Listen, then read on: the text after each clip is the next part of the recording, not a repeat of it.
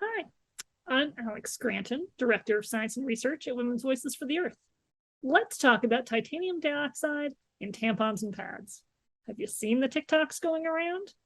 There are a number of folks online recently worried about finding titanium dioxide as an ingredient in their tampons and pads, and wondering if it's related to some health conditions they're experiencing, things like ovarian cysts or miscarriages, UTIs, and more.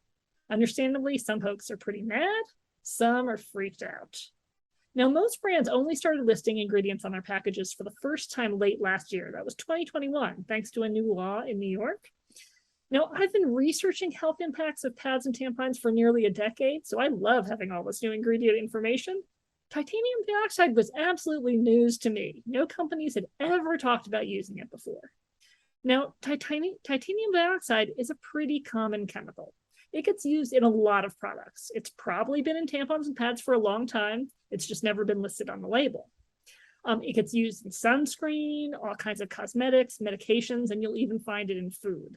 So there are a lot of ways to be exposed, but it is becoming a controversial chemical. So here's what we know.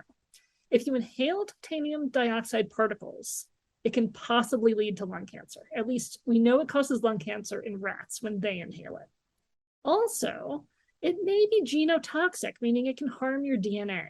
Now, just last year, the European Food Safety Authority concluded that titanium dioxide can no longer be considered safe in food, and that was because of genotoxicity concerns. So what about if you're exposed because your tampons or pads contain titanium dioxide? What does that do to your health? Well, unfortunately, we just don't know if it causes health effects.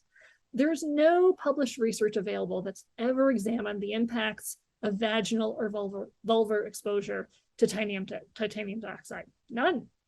So while on the one hand, there are no studies positively linking titanium dioxide exposure to ovarian cancer or miscarriages or UTIs, we also simply don't have the science to assure us that this kind of exposure is perfectly safe either.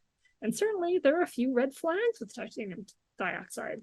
So it's not unreasonable to be concerned. And it's certainly worth asking, is it worth the potential risk to have a tampon that's just a little bit more white before you use it? But what is great is that we're reading the ingredients on these products and asking important questions about their safety. And that's what I encourage all of you to do. We need to be contacting the manufacturers of the products we use and ask them how they're ensuring the safety of their tampons and pads. What do they know about titanium dioxide that assures them that it's safe to use? And see what they say. And then you can make your own decision. The nice thing is that finally companies are required to tell you what's in their products. So you can choose whether or not to accept a possible risk to have a whiter tampon or choose a brand that doesn't include it.